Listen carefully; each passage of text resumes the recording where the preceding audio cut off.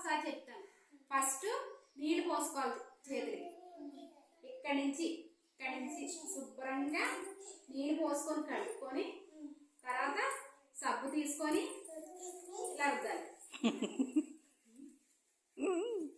ఇలా రుద్దాలి. ఆ తర్వాత ఈ గోళ్ళ అన్న మురుకుపోవడానికి ఇలాగ మళ్ళీ ఈ చేతి వేళ్ళు ఇలాగ.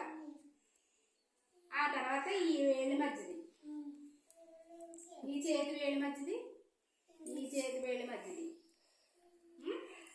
ఆ తర్వాత ఒక వేలు ఫస్ట్ బొటన వేలు, తర్వాత ఇది, తర్వాత ఇది. ఈ చేతి వేళ్ళు అయిపోయిన తర్వాత మళ్ళీ ఈ చేతి వేళ్ళు. చేస్తున్నారు అందరూ?